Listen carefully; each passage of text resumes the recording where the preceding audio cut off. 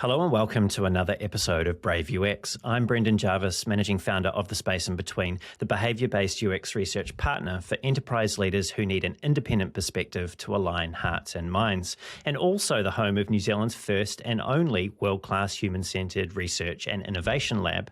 If that sounds interesting, you can find out more about that at thespaceinbetween.co.nz.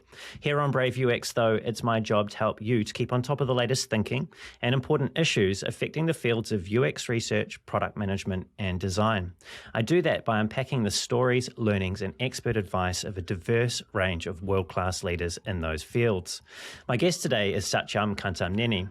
Satyam is the Managing Partner and Chief Experience Officer at UXReactor, the fastest growing specialised UX design firm in the United States. At UXReactor, Satyam leads a global team that helps large and complex B2B enterprises to become truly user-centred innovators through design partnership. Before co-founding UXReactor in 2015, Satyam was the Managing Director of User Experience and Design at Citrix. In his 6 years there, Satyam went from being the first designer to growing and leading a UX and design team of over 50 people. Satyam has also previously been a user experience manager at PayPal, where he managed a global team and was responsible for establishing the company's India Design Centre, which grew to over 30 people by the time he left for Cisco. The author of User Experience Design, a practical playbook to fuel business growth, published in 2022 by Wiley, Satyam is on a mission to raise the profile, depth of understanding, and appreciation that business people have for design. Satyam is one of those rare people who can actually do that, with over 15 years of experience working and managing corporate design teams, supported by degrees in electrical engineering and human factors, and also an executive MBA from Harvard. It's this combination that undoubtedly gives Satyam a multifaceted and widely relatable perspective on the value of design, one that has been sought out and shared on stages provided by organizations like Google Design, the Silicon Valley Product Management Association, and UXPA International. And now Satyam is here with me for this conversation on Brave UX. Satyam, hello, and a very warm welcome to the show. Thank you, Brendan. It's a privilege being here. It's wonderful to have you here, Satyam. And one of the things that I learned about you when I was preparing for today is that you grew up in India, and you grew up as a self-described military kid. And this, I believe, has shaped some of your thinking undoubtedly on life, but also on design. But before we get into design, just set the scene for me. What did the life of a military kid look like? I think it was fascinating, and I think in hindsight probably has defined a lot of who I am. If you really look at the persona of a military kid, they move every 3 years from a school, a state, a location. They leave friends behind. They are adapting to new cultures, new languages. So those of you who haven't been to India, every state can have a new language. Every state can have its own style and culture, and they are 30 or a little less than 30 states right now. So it was fascinating. I think every 3 years was the adaptability was built in, making new friends was built in, understanding new cultures was built in, learning new languages was built in. So there was a lot of those things that came together, while the one thing that was very common was the ethos of a common purpose and a mission for all military officers or soldiers that had. And then you see a lot of different diversity coming in. So I've always been a fan of sports teams and military science, as if I call it, where you see a lot of disparate people from different backgrounds come together with a common purpose and then achieve to great heights. Again, that's kind of shaped a lot of who I am. Grew up studying a lot of military history, and now a big student of military science. And interestingly, my whole aim in my life was to become an army officer in the Indian military, where I had my dad and two uncles, all as officers, and so I would have been a second generation officer. And but I was colorblind, so I picked the profession where colorblind people go. I picked design. I say that with the tongue in cheek, but it's fascinating. And then changed my path, and I learned to pivot as always, and then make a different path.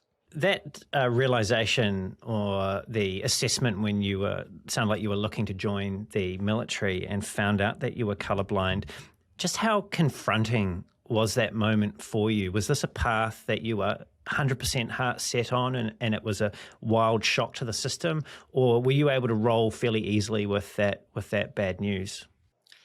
I think it was not, it was the closest to a wild shock, I would say, because as a young kid, that's all you prepare for. That's what you learn. That's what you read. Yeah. And in fact, I used to compete in shooting. So in my specific division, I actually took an All India gold medal in shooting. So I actually was so prepped in the ethos of so I joined the junior ROTC. I was actually all in the process. So those of you who don't know that, in the Indian it's called the National Cadet Corps. So you join military training early on in your schooling. So it was fascinating in a lot of that ways. But then it seemed like, I just hit a wall because all my friends were planning for that. My environment was that. And so it took a little bit to kind of readjust, I would say. And a good friend of mine who actually did as a very successful Air Force pilot now, shared something. He said, hey, it's a mindset more than it's a service. And I kind of kept true to that. And I said, it's a mindset of being a soldier, of taking a purpose and doing everything you can do to on that purpose. And I've always treated it that way. And then that has advice has stood by me till date. Just for some added context for me, just how old were you when you found this out? I probably was 16 years old. Right. So right around my final years of high school. And normally in 18 is when you join the academy. So that kind of was where you had to readjust. And I said, what am I going to do? So I said, okay, I'm going to go into a professional degree and then studied engineering, and which also was a very interesting journey for me because the pivot wasn't completely done in my mind. And I was like, why am I doing engineering? I never wanted to do engineering, and graduated bottom of my class. So that's basically was where engineering left me. And I realized that as an electronics engineer, if somebody put a gun to my head and said, would you design a chipset? I would say, shoot me, that's okay. But that's kind of when I realized that, hey, I appreciated more human-centric practices. Theory wasn't what it was, and that's kind of one thing in the military. They always say this, you need field is what teaches you how to kind of be a leader, how to be and that's kind of where I kind of came into the field. And I was very, very, very fortunate enough to have both of those, my military background as well as my intention to do something more humane or human, actually not that probably is the right word. When I got to my grad school program, where I actually was working on a project by the Air Force Research Laboratory in Dayton, Ohio, and I was doing human factors research. So it kind of both those worlds collided, and I obviously graduated top of my class there. No, what a remarkable difference it makes when people are invested in what it is that they're doing and they can truly connect with it. Clearly, the difference between graduating last in engineering and first in human factors is illustrated by that for you. Satyam, your move to the US happened, I believe, not long after you finished your engineering degree in Hyderabad. And as you were talking about there, you studied human factors. Obviously, coming to the US didn't sound like it was always part of the plan, but it became quite an important part of your story. How did the conversation go with your parents when you wanted to move literally halfway around the world? Was this something that they really encouraged you to do, or was there some hesitation there from them? I think it was they were very supportive of it. And I think partially because my brother was already here. Right. And then he actually is a co-founder of UXReactor. He's a researcher by training. He's the one who actually did double majors in computer science and human factors. So he's the one who shared about human factors. And I had no idea what human factors was or the difference between human factors and human resources was. But then when I came in here and I started exploring the line of that work, so that was obviously was a very different story. For me, I would say an environment is such a crucial part for anyone's success. And I say that even in the context of organizations that are trying to be user-centric. But in my case, educational environment in the United States is so much more forgiving if people kind of adjust their line of research, majors, etc. So I fortunately, Indian education system is not as forgiving in that way. So again, coming to America from where I was and studying in a university where it was a multidisciplinary program, which allowed an electronics engineer to kind of transition into a HCI human factors program, and kind of do these things that are kind of much more multidisciplinary. I took courses in computer science, psychology. I took courses in design and innovation. So it was just fascinating on how that all kind of connected. And that also kind of defined who I am and how I look at building teams today. I'm a big fan of the philosophy of being a polymath, and where you start connecting dots from different places. But again, to your question, for me to make that shift was probably the only viable option. And again, remember when I came here, it was .com boom. I landed here, and then a year later, it was a .com bust. So and there was no real UX jobs then. There was human factors job, which was predominantly military, and then as a non-US citizen, the military jobs were all gone. You couldn't apply to them. But again, it was just keeping true to you only need one job, and you need to kind of adjust to that. I still remember I sent out 900 resumes in 30 days. I had to run it like a system. And I got my first job, and have never seen behind after that, or looked behind. Bit of military precision applied to that quest of getting a job, it sounds like. You mentioned that your brother is a co-founder of UXReactor, and I believe his name's Prasad. That's right. Yeah, so Prasad, he and you obviously work very closely together. Literally you're in business together. You're also brothers, that perhaps comes with its own set of things to navigate in a commercial setting. But I'm curious about him because you mentioned that he had come to the US and he was already engaged in comp sci and he was studying human factors. It seems to me from the outside looking in that this is not really a coincidence, and perhaps that you have quite a close relationship and you're of a similar mind. Is that a fair or an unfair way to characterize your relationship? I think it's a very fair way of doing it. And both of us, in fact, one of the things is actually fascinating. So we both agreed on a lot of things. We both saw the world a lot of similar ways. But again, the thing is, we are still two different people. There's two different intentions and two different perspectives that each one gets excited about. So he today runs our academy. So, and one of the things is, again, coming back to the military world, when I started UXReactor, I said, the philosophy of looking for a polymath, the philosophy of looking for people that are multidisciplinary. Today, for example, at UXReactor, across all our teammates, we have 21 different educational backgrounds. We have fashion designers, electronics engineers, mechanical engineers, industrial designers.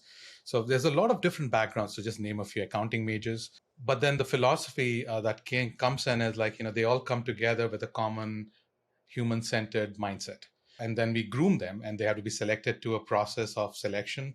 They have to kind of be groomed. So Prasad actually was the guy who actually really got excited about talent and grooming. So he did 2 years of stint in rural innovation in India, where he left. He was here in the Valley for the longest while. Then while he studied that, he said, there's a way to kind of pick and groom the right people. Now, if you look at militaries, they always look for people with aptitude and attitude and give them the skills.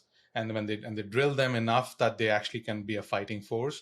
And that's the same philosophy that we brought together. He ran the academy, I ran the consulting side, and obviously it is where it is today. But then we realized that we are only building a small design team for just UXReactor. That's about 8 to 10 people a year, but the world needs way more. So then we said, hey, how about generating 1,000 designers a year? And that's what Prasad's now focused on with his endeavor called college. So we both are, very intertwined. In fact, he's right now going through his exec MBA program at Harvard too, as we speak. So it's kind of, we all our paths are kind of connecting in a lot of different ways. Well, let's go into that program, or let's actually set the stage a little earlier on than that. Let's go back to 2013, and you found yourself, I believe, working at Citrix, and wondering, after spending 8 years in design management, just what was next for you. What was the next challenge you were going to get yourself into? And you had, I believe you were tossing up general management at that stage and wondering if that might be the right thing for you. If you cast your mind back to that period in time, what was it 8 years into design management in a leadership position there? What was it that wasn't quite sitting right for you? I think there were a few things that were not sitting right for me. And as I look back at it, I had 10 years, 4 years at PayPal and 6 years at Citrix, where I had a lot to show from a vanity perspective. Titles, money, team sizes, but very little to show as impact. So I call it my lost decade. So right around that the 3 years before or 2 years before it was truly lost, as I call it, I was thinking, what next? This is not fulfilling, and fulfilling in a lot of ways, because I'll give you an example. I was running the centralized design group at Citrix, 5 different general managers that I was supporting, all the way from product lines that are multi-billion dollars in revenue to product lines which were just about starting. The largest product line that I was supporting at that point, in the 6 years I was there, had 4 different general managers. Every general manager that came in was design enlightened, but not design prioritized. And what I would say is, they got design. They understood, hey, design is big. If you see Apple's, you see the Airbnb, you see the impact of, but they're not really prioritizing that in their impact. In fact, one of the general managers had told me, Satyam, why would I invest in design when I can get $1 in sales will give me $10 back? And he said, so his literal question was I can put in more in sales and I'll get 10 back. And I couldn't really articulate back to him that design would give him 100 or 50 or even $2, as a matter of fact. So for me, it was what the heck? I'm just sitting here, and those who want to get design will do design, those who don't. And then I look back internally, again, no offense meant to the team, but the team itself was very happy kind of delivering on a roadmap. Product managers would define the roadmap and designers would design around it. It's just everybody seemed to be happy where they are except for me. And then that's when I also went to business school, and I said, okay, maybe design is not what it is. I aspire to be a CEO, so I want to go on the product path. I want to kind of lead. I see more product managers being CEOs and then fewer design leaders being CEOs. So I went to business school saying that, go, let me learn other skills than the functional skills of leading design. And that was a fascinating experience, because I was sitting with over 100 plus execs from different companies. Some had, maybe a few $100s in budgets, to a few who had multi-billion dollars in annual budgets. And you're sitting down with them and you're talking to them, and you see the problems that they're discussing are all design problems. They don't know where to invest. They don't know how to experiment. They want to innovate. They look at digitization as a big cornerstone for moving things forward, but they just don't think about what we do as understanding our human-centered design as a technique or a method, because they don't even know who to call, because there's no degree in human-centered program design. So I came back saying hey, there's a lot of business problems out there that need design as a accelerator, and I said I want to double down on design. I'm not going to go into any other field than the field that I have spent so much time in. And then I traded a couple more years at Citrix before I decided that maybe the shift has to be from outside. And then UXReactor was my experiment to kind of go at that problem. I understand that when you first got back after finishing the Harvard program, that you had a series of conversations with other senior design leaders about whether or not they had P&L responsibility. And the conversation that came back from them surprised you somewhat. What was it about their responses that surprised you? See, I think, and this is true with even today, right? So I ask a lot of design leaders, and in fact, even business leaders. I ask design leaders the question hey, what impact are you driving in your organization? And the most important or the most frequent answer that I get is, hey, I delivered on time and I delivered all these releases, and we designed on these releases. And my point is, good, you did that. But can you ever tell me how have you improved the experience of a certain user? How have you improved the business of a certain division? And they say, I don't control that because the PMs tell me what to do. And I'm like, who chose the factor that the PMs tell you what to do? And then the answer is many times it's self-inflicted. On this other side, I look at business leaders and I say, why don't you have design in this conversation? And they're like, I don't know how. I They are very they are in their mind. It's like hiring architect to build a building versus hiring a painter to paint that building. Unfortunately, the profession has become the painter more so than actually the architect. The architects are still engineers in a technology world. The architects still are product managers. The architects still are the senior leaders. And unfortunately, because you are being painted into that painter, no pun intended, corner, it's very hard for people to walk out and saying, hey, I'm painting for nothing. I actually should not even paint. This room shouldn't even be here. But then to ask those questions, you need the right team around you. You need the right process around you. And then when you don't have the team or the process, you kind of end up at the same place, which is like, hey, you just don't have the weapons to fight this war. So might as well not fight it. It's almost as if what you're articulating there, there's more complexity to what I'm about to say in reality, but it's almost as if what you're saying is that our gaze, our perspective, our belief in ourselves, our acceptance of certain constraints is actually putting our field into somewhat of a crisis where other areas of businesses aren't really seeing us at the level of that architect. They're only seeing us as those painters. Absolutely. Absolutely. Again, think about a boot camp. I'll just give you, and this is something I talk about a lot. Go look at any product management boot camp out there, right? And these are boot camps. Again, there's a different topic all about boot camps and how good or bad they are. But someone says that I can make you a product manager, and I'm going to teach you user research. I'm going to teach you wireframing. I'm going to teach you, high-level usability testing or user research, and that's it. So basically, you have disempowered, suddenly taken skills which are typically defined for a designer is now defined for a product manager. Now, on the flip side, you look at an front-end engineer, right? They actually are defining the CSS, they're defining the design system, they are defining a lot of the nuances there. So you're again taking away power. So this is a profession that on a craft level is getting impacted on both sides. Now, that's kind of what's happening on the ground, but let's forget all that. I'll give you paint a different picture for you right now. And the picture is who in the organization can talk to users, define the problem or frame the problem, prototype that solution, and then take it back to users. And oftentimes it's when you start looking at these skills, it actually ends up at someone who's in a design line, a free area of work. You can run rapid experiments, you can prototype a lot of things. But when you start looking at that, if I'd asked that same question about 100 years back, that's the definition of an innovator. Is design teams becoming innovators? Absolutely not, right? The design team has become craftspeople. I call it the small d design in my book. But the big D design is what the orgs are actually willing to pay for. They are looking and talking about like, how do we experiment? How do we evolve? What do we adjust? What are the pain points? And then you start looking at the other side. I talk about this, let's be more tactically, right? And I say this in the organization design of a culture, like pick any 5 people in a company randomly, and then ask them these 4 questions. Who's the top users for that the company cares about? What are the top pain points?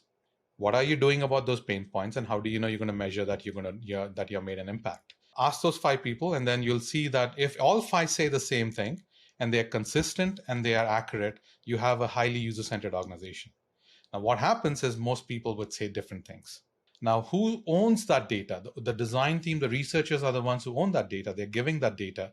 They are the ones who need to propagate and project that in the whole organization so the empathy of the organization increases. This is where you start seeing the misfires of the process and the leadership. Every leader out there, every business leader out there wants to grow.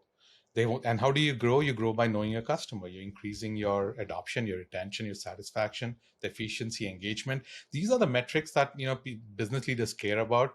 They want to go after new markets. I mean, as a user researcher, you can study all the unintended ways your product is being used, and you can discuss like 3 or 4 different markets that you can go after. Right? And these are nuances that kind of are lost in this line of work, and therefore we just don't get to that achievement where I talked about, hey, multi-billion dollars of investment just goes down the drain.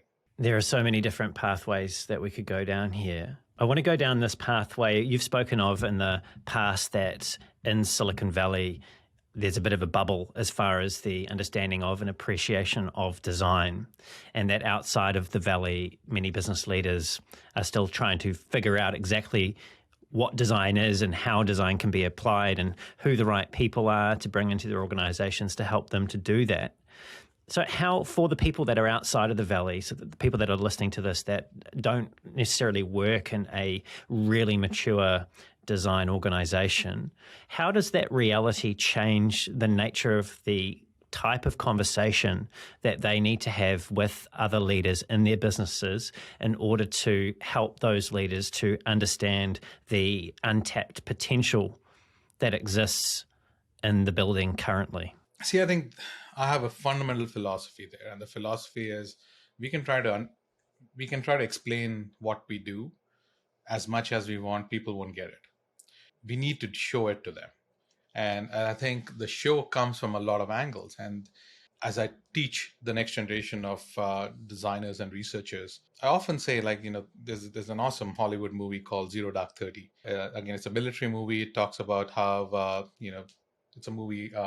I would call it around how they took down Osama bin Laden as a military ops. And I say the person in that movie that actually gets the least amount. Everyone talks about how they went into a foreign country and how they kind of ran an operation and came out fairly successful.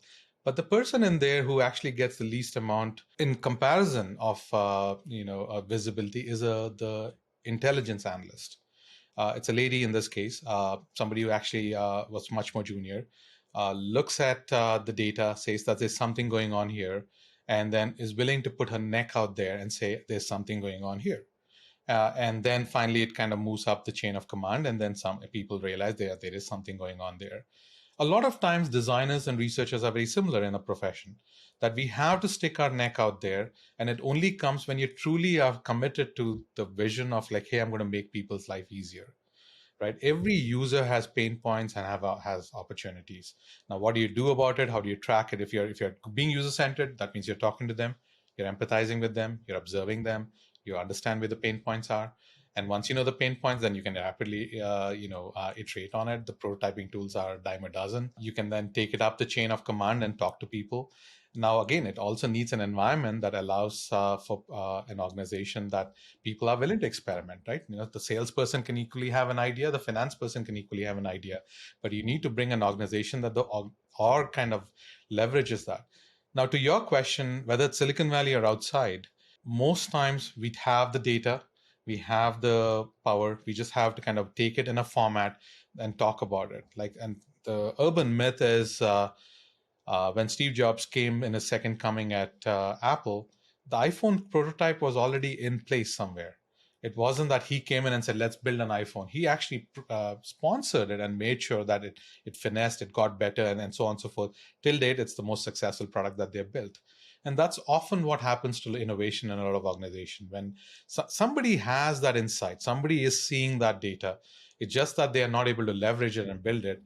Now, when you have a powerful, it just takes one person to kind of drive that. When you have a powerful, environment, it actually, drives that forward.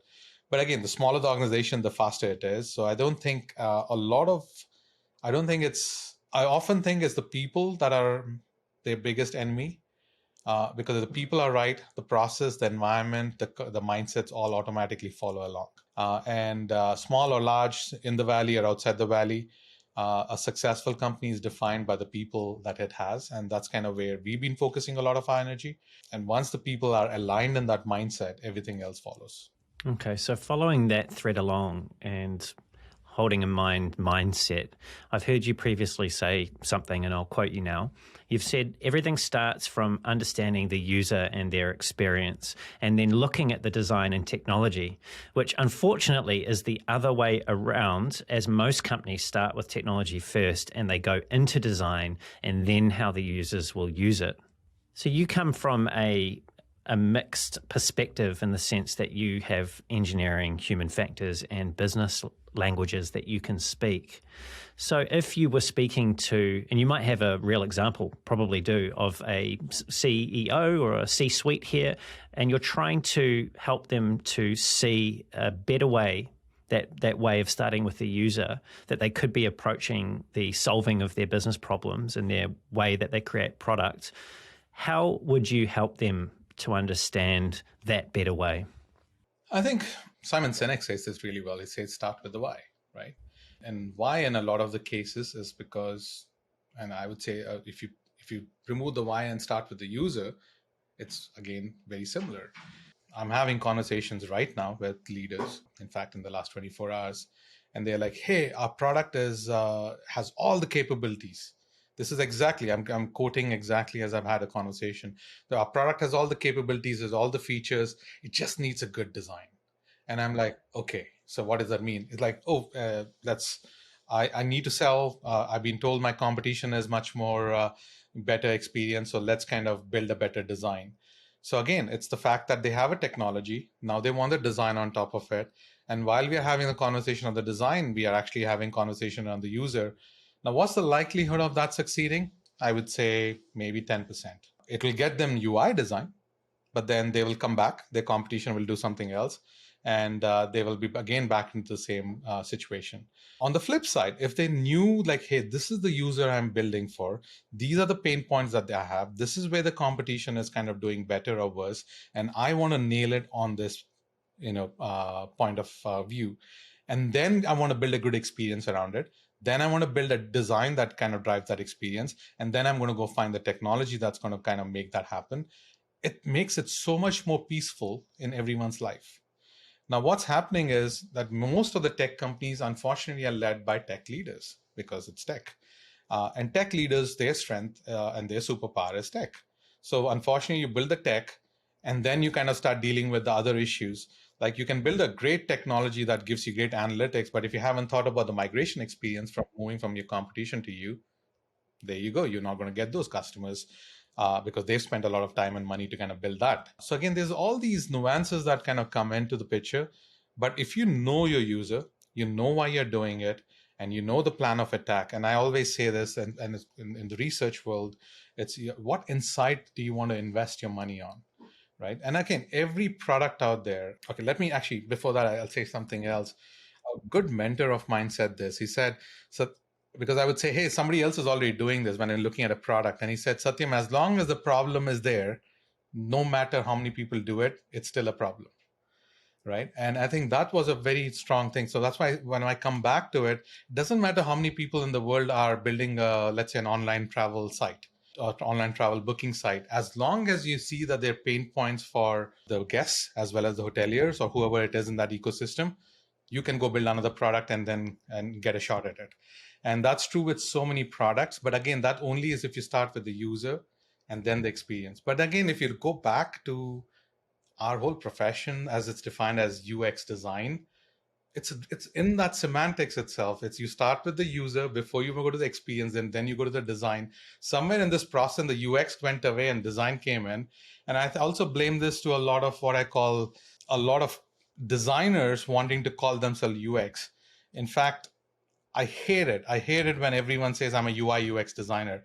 It's like, since when? It's like, it's like somebody saying I'm a constable and I'm an inspector. I mean, are you a constable or are you an inspector? Because they're two different mindsets. Which one are you? Are you a UI designer or are you a UX designer? Or am I hybrid? Or like whichever way it is, then you're a product designer. But then when people start mixing that because UX pays more than UI, you are doing a disservice to yourself. You're doing a disservice to the profession. And then you see the companies also going and asking for, I want a UI UX designer. And I'm like, man, this is kind of becoming a complete free for all. And it's a mad house at this point. There are certainly some issues as the field continues to grow and scale, and the wide variety of backgrounds that people come into the field.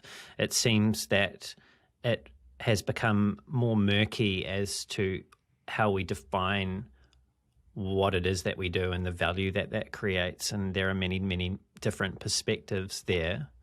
What is it that, for you, what is it that the inherent value of a UX designer represents? So what is it that, if you're drawing a line between UX and design, what is that boundary? How does that boundary look? See, I think that I'll define it in a different frame, right? I'll define it in the book. I call it the experience value chain. The three levels of value that you can create and using the power of UX. You can create on a screen level. You can create on a product level. You can create on an organization level, right?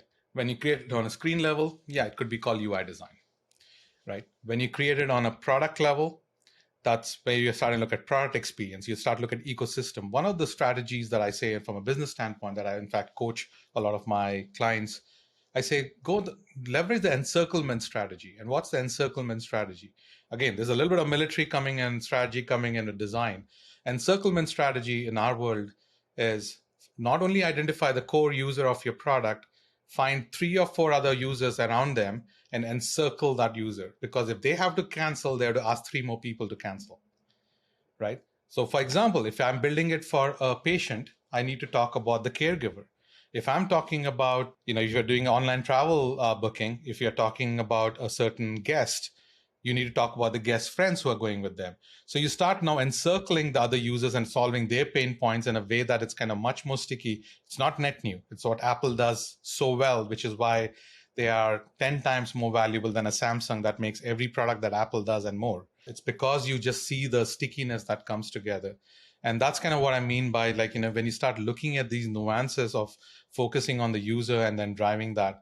But a lot of people forget it because in the pursuit of getting screens and timelines and so on and so forth, the screens is kind of taking more priority over the product and the organization.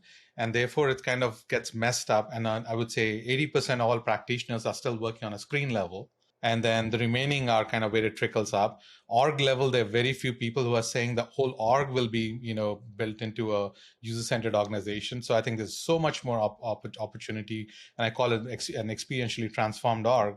So there's so much opportunity. I think as much as I think that there are weaknesses in how we are operating, the opportunity is huge. The world is rapidly digitizing. The world is kind of becoming, everybody has at least a dozen different products digital products they interact with. There's so many more ways of kind of making it better. Technology is getting more and more commoditized and powerful. So I think it's just up to us designers to now bring this world together. And then it's just fascinating on how things will evolve.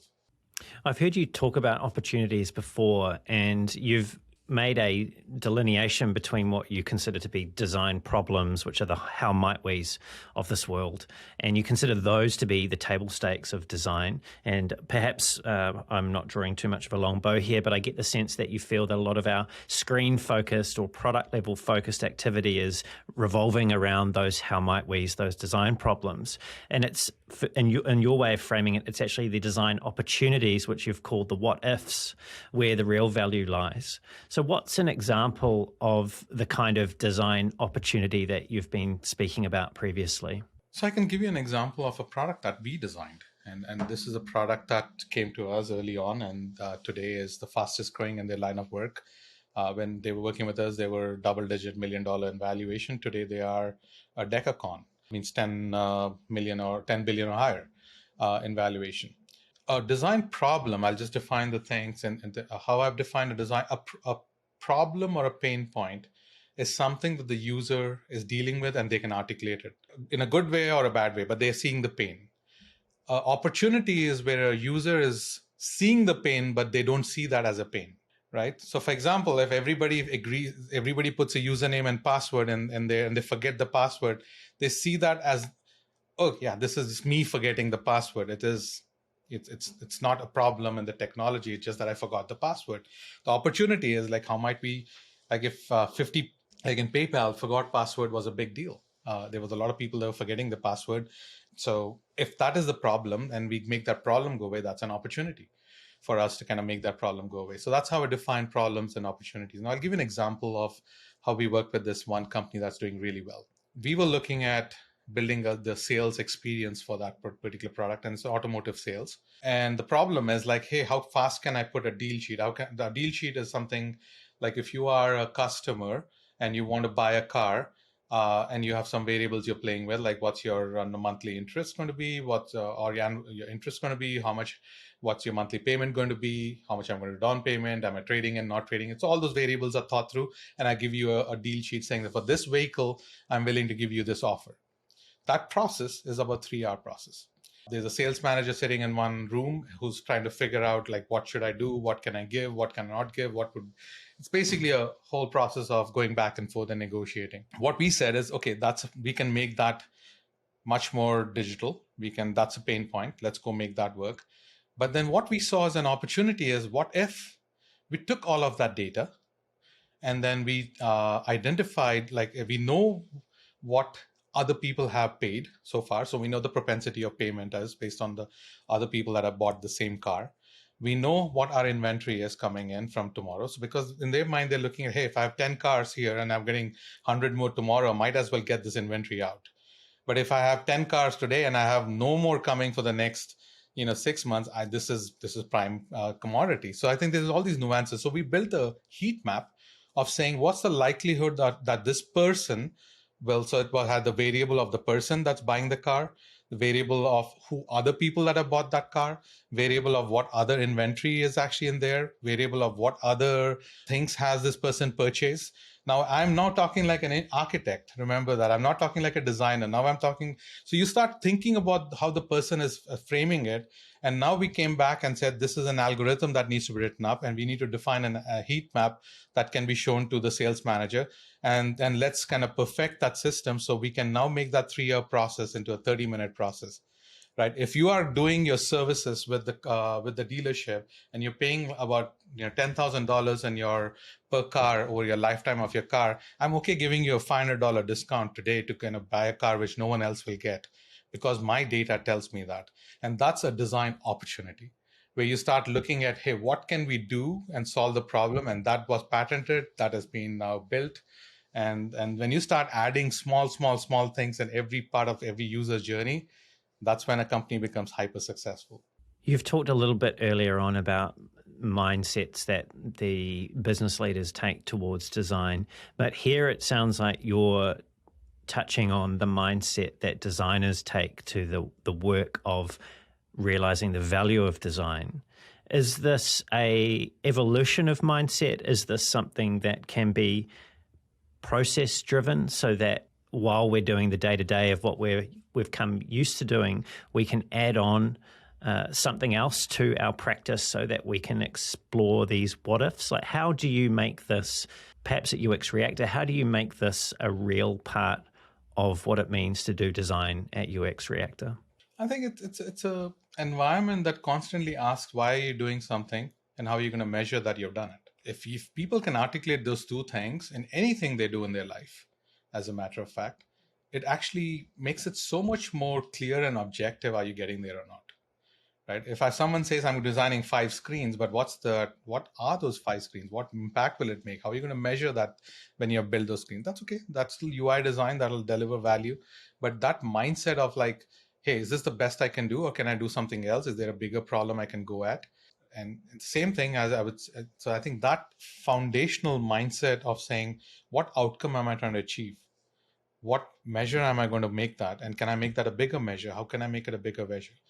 Often a question I ask anybody, as a matter of fact, not only designers, I say, don't ask for a higher salary if you cannot articulate how you're making 10 times that for the company, right? And in our case, don't ask for a higher bill rate if you cannot articulate how you're delivering 10 times the value to the organization that's leveraging you.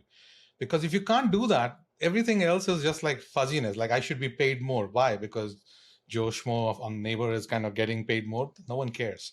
But if you can articulate that, hey, I'm doing this and I need to pay more because I'm generating, I want to get paid 100K because I'm generating $1 million of value, and this is how I've generated the value. Everybody wants to pay you more, right? It's a win-win for everyone. So I think that's the nuances that kind of gets missed out. A lot of times we define the skill and the method more important as the outcome we achieve. And that mindset, that's one small mindset, shifts everything.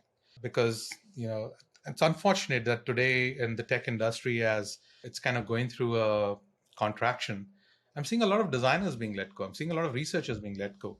And I'm like, man, it takes a ton of time to kind of get a researcher up and running, to understand the market, understand the company, and so on and so forth. That means business leaders don't get it. Neither do the practitioners get it. So it's kind of a free for all at this point. And it's unfortunate, but I think it's a matter of time. Well, let's touch on the layoffs now, seeing as you've brought them up. Recently, as you know, as you've just mentioned, there have been a lot of UXs that have been let go across research and design. And that's a really unfortunate situation for the people that have found themselves in those positions. You've previously said building the right people, the right process around user experience, the right environment, and the right mindset all four of these have to be well curated. It's a profession. It's not a skill. Leaders have to approach it that way, just like they would building the marketing profession. And I think the context that you were speaking of leaders there was in terms of the wider business leaders, but I might be wrong, so correct me if I am. So my question is, what is the distinction that you're drawing between a skill and a profession? And do you believe that our inability, and maybe I'm shouldering too much of the responsibility here on the profession of UX, but do you believe that it's had any bearing, our ability to paint ourselves as a profession, on how design and research has been impacted by these layoffs? I think that's a loaded question, but I'll try to answer that and from my perspective. And I'll give you a story. I was flying to a destination, and I was sitting, and next to me was the CEO of another company, a successful e-commerce company. And then he asked me, obviously with courtesy, like, what do you do? I said, I do product design. I do, I run a firm that does UX design. He's like, oh, UX. I have a few UXers on my team. And I didn't know how to react to that. And partially because he commoditized, I have a few UXers on my team, right? And I'm like, hey, is that how he would define marketing? Is that how we would define finance? Like, I have a few finance people on my team, right? So it just seemed like, like suddenly the whole skill was commoditized. Like, hey, I'm going to go find, and then you have companies out there that are willing to give you a designer in anywhere in the world. And I'm like, design is such a critical mindset. It's like we are commoditized it. Like, for $5, you can get a logo on Fiverr. So that's why I'm saying it's getting hyper commoditized. So people are like, yeah, I have 4 people, I have 3 people who do that thing. Do what thing? I mean, that thing can actually define your company and then make you a billionaire or a bankrupt person. That thing is so important. But that's kind of what I mean by a skill versus a profession. A profession has a career. A profession has leaders. A profession has a focus. A profession has a lot of different skills that need to come together. That's what I mean by a profession. And I think marketing is a profession. It's taught in business schools. Same way as engineering is a profession. It's taught in schools. But design or experience design or user experience design is still a profession that is coming together as an amalgamation of people and skills. That's where I kind of am drawing up a line saying that the next decade, it has to be a profession.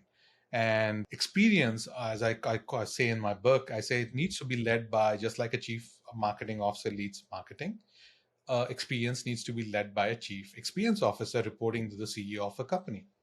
And why is that the case? Because one of the biggest killers of great experiences is siloing in an organization. When professional services doesn't want to talk to customer success, doesn't want to talk to product, doesn't want to talk to sales, or if they talk about their silos of their roadmaps, but who together is kind of saying that from a customer perspective, they really don't care whether, don't ship your org structure to them and say, hey, professional services go for this, or go to customer service for this, and go to self-service product for this. They really don't care. They want the same experience and the same level of quality and thought process and all of them. And that's kind of where it gets screwed up a lot of times. And that's why you need a single person that drives it across the whole organization. And that's kind of the third level, as I was saying, which is the organizational level, value creation. Unfortunately, the only person that sees that is the CEO. And if the CEO comes from a non-design or non-experience background, again, as I called out earlier in a conversation, that they are experience enlightened but not experience prioritized, because they don't even know how to prioritize, what to prioritize, which people to hire, which processes to put together, etc. In fact, if you study military coups in most world, the first thing they do is they bring intel into their purview, because they want to know what the intel is, or intelligence, as to kind of say, what are people saying, what are your enemies saying, what are your detractors saying. So because that's the first thing to keep control of your system. But whereas when you're letting go of all your researchers, that means you don't think of them as intel. And that's or the researchers are not stepping up to be the analysts that I kind of called out in the example of the Zero Dark 30. So again, it could be a two-way process there, but that is where the unfortunate thing works. But again, when this whole system comes together, that's magic. And that's the hypothesis that we started UXReactor in. And as we work with companies and we see that magic come together in places, it automatically kind of works itself out in a good way. You mentioned that my previous question was loaded. So here's another loaded or intentionally provocative question then, which is following on from this school of thought that we're being seen as surplus to requirements. You know, the intel isn't being valued and that's why we're being let go. And the question is, if we were producing the level of value that we like to talk about in design that we are capable of doing, would we be let go in the way that we've been let go? So I'll answer that in two ways. And I think I probably will take one step back. I don't think people are targeting research or design itself. They're letting go of divisions. They're letting go of areas of focus. And through that, you're letting go of the whole group that works on it, which typically is design, engineering, product, etc. So the whole group is being let go. But what I'm saying as a provocative manner is, if that group was being user-centered, they would have figured out either to do it really well or to kind of shut that thing way back when, right? Because even going back to your leaders and say there's nothing here to kind of focus on, or there's no there, that's okay. That's also what research tells you. Don't waste your money, right? But the point is, you should not be at someone else's whims and fancy of saying this should be done or not done, right? Like, for example, what problem was Metaverse trying to solve, right? If the whole Metaverse division was being cut, then with that goes a lot of people. But I would actually put it back to, the great smart product people and this great smart research and design people, that you should have run experiments. You should have run and quickly figured out that, this is not working. Now, again, if it's someone's whims and fancy that I'm going to build a net new thing, that is my purview, which I call it the leader's privilege, then okay, that's what it is. And I think, unfortunately, people are, caught up in that circle. But I'm still seeing a lot of people that our design team has been seen as a support arm. And then with that investment goes the support arm. So I think that's kind of where the unfortunate part is. But I would challenge that, again, there's so many people out there who are designers and researchers. Researchers have insights. Designers have, prototyping skills. If those two get together, or in fact, if they are the same person, that can actually be a much more, that's innovation waiting to happen. That's a net new business model that can happen. So I would say this is actually maybe an opportunity for some of those enlightened ones that were not given the right environment to go and do and make your own business, because the cost of entrepreneurship today is zero to start anything. So might as well go and do it if you believe strongly and you have that insights around the users that you've been studying all this while before you let go. It sounds like what you're saying is, while we don't bear all of the responsibility of the decisions that have been going on, for example, you mentioned Metaverse, that might be the leadership's privilege or fancy to create something around that we can still get out in front of some of the insights or lack of insights that we see in a particular problem space and help to guide the company's decision making by being real about what it is that we're seeing and not being, and this is my own intentionally provocative language, but not being asleep at the wheel and just taking the paycheck and not thinking critically about how the activity that we're doing in the day-to-day is actually laddering back up to some sort of longer-term, meaningful, sustainable business goal. Absolutely. In fact, I would say Metaverse is a technology. If you had come to that conclusion from talking to the user, then the experience, and then the design, and then Metaverse came to it, go absolutely. That it's a matter of time that that could have been resolved. I still think Metaverse as a construct can help communities of people getting educated together while they are disparately or in different parts of the world. Now, that's a problem where users have, when pandemic, people were all isolated studying on Zoom. Now, if you actually had an avatar and you were sitting in a classroom and you were getting the same experience. But again, how does the teacher know whether you're paying attention or not? Those are all nuances, that other user problems that are there. But I think the longer story is, if you follow the user and you kind of go through that cycle, innovation becomes easy, your clarity becomes easy, your purpose becomes easy. But when you go the other way of saying, hey, someone said I'm in Metaverse team, or I'm in that team or this team, and now I'm going to figure out how to kind of figure out what value I can add, that's always finding it the other way around, which is much harder. Well, let's go into disconnects, which you've been touching on there.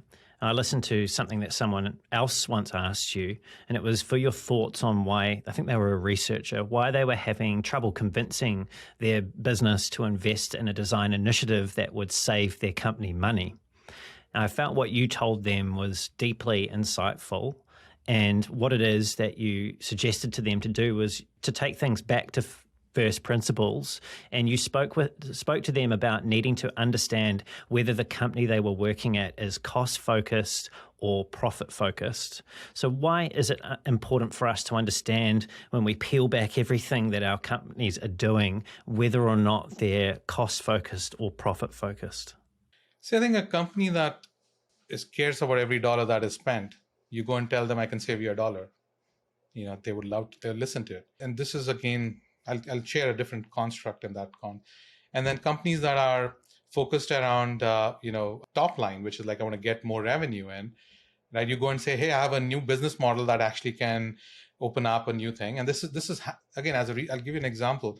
If a business leader wants to know which markets to go into, they just need to call their researcher and say, can you tell me all the unintended ways that our product is being used? And if the researcher is not able to answer that, shame on the researcher. But if it's a good researcher, knows that, they get that data and say, these are the 5 or 6 different ways that our product is getting used in unintended ways. Now, all you need to do is run 5 experiments and see which one can you build it out. This is like Zoom identifying that doctors are using, or GoToMeeting, as when I was at Citrix, saying that doctors are using their web conferencing product for patient collaboration. Honestly, it's not HIPAA compliant, but now suddenly if you make it a HIPAA compliant, which is like privacy and data sharing and so on and so forth, that could be $1 billion product right there, right? And so that's kind of where opportunities come in. And so when you actually work in tandem and kind of magic starts kind of coming together. The thing I often have now started to believe, and I often share it, is you want to be in the business of painkillers, not vitamins. If somebody has a pain, and there could be an organization, it could be a business, it could be whoever, you want to kind of talk in that language. If you tell somebody it's good to talk to users, it's good to kind of understand what it is, no one's going to listen to you, because vitamins, everyone agrees, but it's a problem that's later. When you deal with the pain, we'll deal with it. But suddenly, if you're dealing with that pain right now, if you have a bad toothache, that Tylenol, you're willing to spend $30 on it right now, even if it is like $1 a piece. Right? And because that's how important a painkiller is. Now, if you are able to articulate into your organization, what is the user problem? Is it an adoption problem? Is it a retention problem? Is it a productivity or efficiency problem? Is it a satisfaction problem? If you know what that problem is, because every business has users, and you need to just articulate what is that pain point that they have. And then you just need to say, okay, how can I increase and make that better or more effective? And then suddenly we are talking that language, we are more effective. So again, whether it is cost focused or top line focused, or you're talking about adoption. If you're top line focused, you're worried about adoption. If you are cost focused, you're worried about how can I do more with less. And so these are all things that come into picture, because every organization is grappling with that. And if anything I learned in business school is that every business leader is trying to find that secret sauce to kind of be better than the competition, and then be the loud one for their for their customers. And a lot of that data comes from this team of people, especially in the product-led growth world. And which is why I'm like, hey, we just need to step up a little bit, and then there's a lot more to take. So follow me along here. And this is me just playing back for you what I'm hearing, and some of the dots that I believe are joining in my own head about some of the things that you've said. So understanding whether it's cost focused or profit or top line focused helps you to decide which one of those business objectives your design activities or research activities should align with. So you talked about, adoption, retention, satisfaction, engagement, and I think efficiency as well.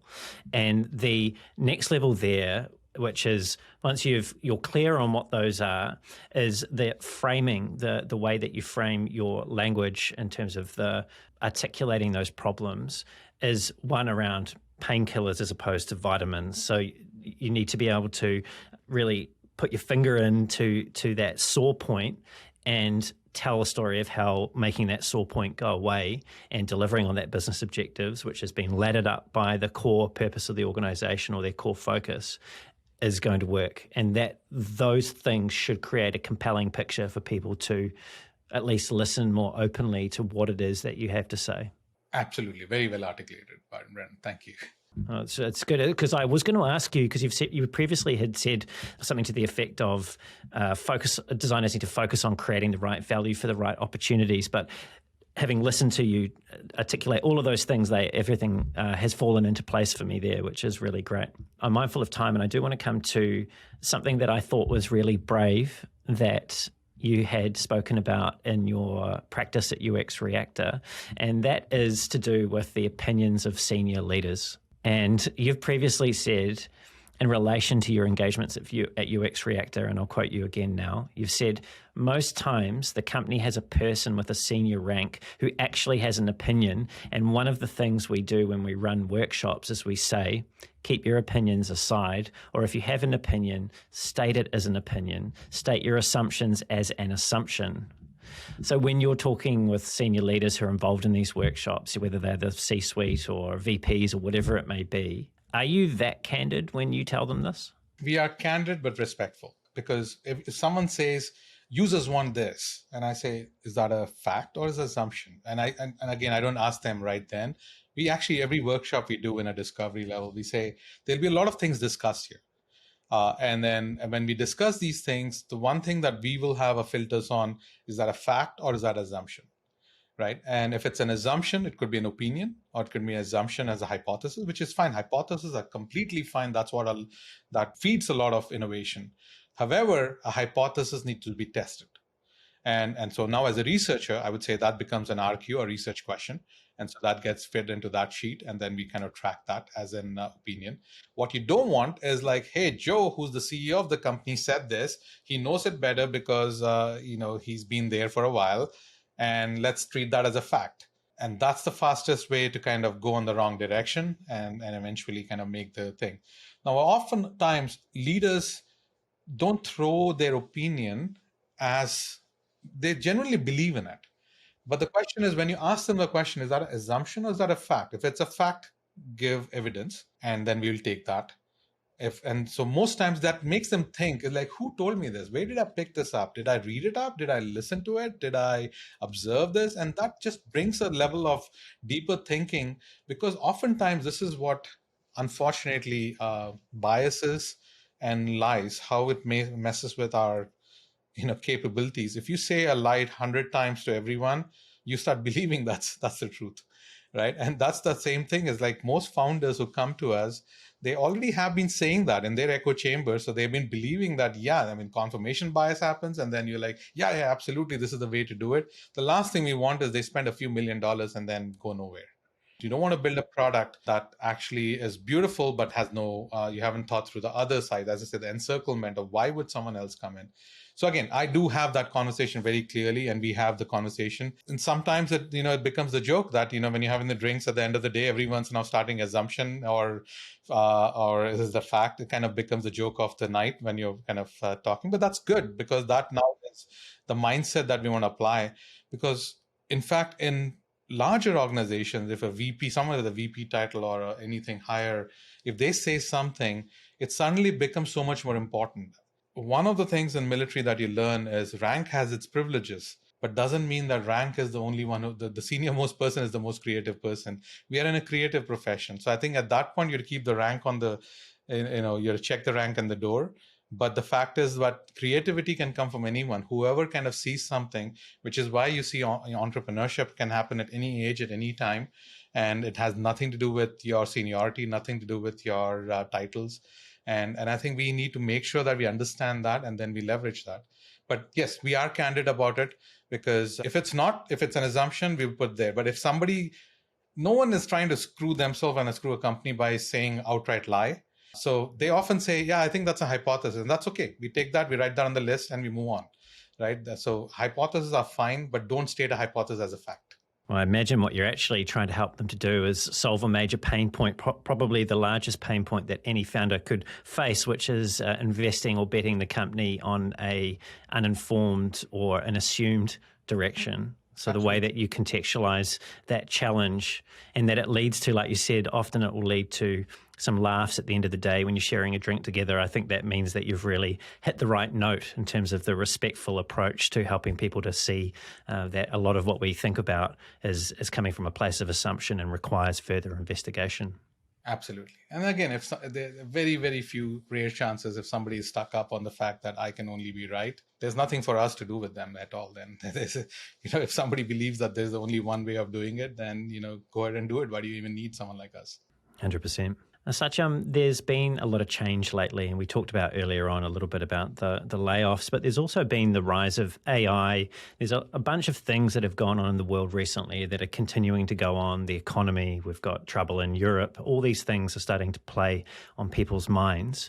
And I get the sense in terms of the economic brunt that most of this has been centered in the United States as of late in terms of the impact on designers and product people. But that is also as evidenced by layoffs here in New Zealand, for example, with Xero and some other companies. That's starting to be felt more broadly across the world as companies start to reevaluate how they staff their organizations and what they're focusing on. So given what's going on, what do you feel is an important question or questions that we should be asking ourselves in this moment in time as a field?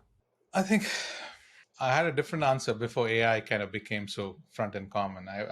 I would say the answer I would give last year this time, I would say, or my perspective last year this time was the next decade is all about digitization. One thing that the pandemic did was put it front and center for all of us and say, hey, how is education going to be digitized? How is legal going to be digitized? Why does someone, how is healthcare going to be digitized? And then you start now today a telehealth call, people are much more comfortable with it. I still think education and legal are behind. And that same way, agriculture, there's so many domains that have. So I think digital was going to be the forte, and therefore our profession was going to still continue to be an awesome profession for the next decade. With AI, I think a lot has adjusted. Now, I think what we need to do is, at the insight I shared early on, that our profession is getting hyper commoditized. And I think AI is going to accelerate that like the heck, right? I mean, literally, again, there is crappy experiences today, but AI is there's synthetic user data. But I can just ask AI like, hey, what does somebody who's 30 years old or 40 years old living in a certain area in a certain demographic, what are some of their biggest pain points? And synthetic AI can come back to me with insights. Now, in a brainstorming session, I have, we call it chat GPT, is now a variable that we can ask a question and say, hey, what ideas do you have for this particular, how might be or what if? And I'll get few ideas any time of the day at any, perspective I want. So there's a lot of power that's kind of coming together. There's smart system that is available right now. Now with this, we need to make sure that we work, and I would treat AI as a technology. I would not treat it like something that's so, and this technology is powerful. It's here, people are using it. But if we keep focusing on the user, their pain points, their experiences, and then their design, and AI becomes one part of it, it actually will open up a lot of more opportunities for all of us. And we are designers of businesses. Especially if as we are starting to look into the technology industry right now, then actually designers of a screen. As I said, the screen level, another give or take another few years, that will actually be all taken over by the commoditized AI that will come back to you. In fact, Prasad, my brother, actually is running some very aggressive experiments right now in terms of taking a user and their needs and then feeding it into an AI system. Unfortunately, it's broken right now. And then mid-journey giving you screens for a landing page for them. So there's a lot of those nuances that are kicking in. But again, let's treat AI and everything else that's happening in the technology world as a technology issue. And then it still has a lot more opportunity. If you know your users, you know the pain points, and talking about the whole world at this point, there's a lot of lifestyle problems that we are all solving. I think we should get away from the lifestyle problems and get to life problems. Poverty is still an issue. Inequality is still an issue. Education is still an issue. Why do people fight when they think that it's us versus them? When you start bringing us all together in a common purpose and common conversation and everything else, that's kind of where technology and the system and users have pain points that way. So again, the world is much more flatter than it is. And then I think design and we as innovators, as I said, can look at all of those as opportunities. And then we can now leverage the power of technology and get there. And if somebody can literally take a picture of a scar on a skin and then quickly get adjusted and say like whether that is, or quickly get diagnosed whether that's a issue they should worry about and they should not worry about. That's a life problem that I think we should solve. And there's a whole design to that. How do you do that? Multi-language, multicultural. There's still about 6 billion people that are not living in the Western Hemisphere. And those people are willing to spend the time for their life problems. And I think there's a lot of opportunity. And I still think digital and these advent of these new technologies will only make it better if we know what we are doing and what problems we are solving. Satyam, those are some important, some big thoughts, some challenging thoughts for us to think about. I've really enjoyed today's conversation. It's been really important to discuss how design, business, and technology intersect. Thank you for so generously sharing your stories and insights with me today.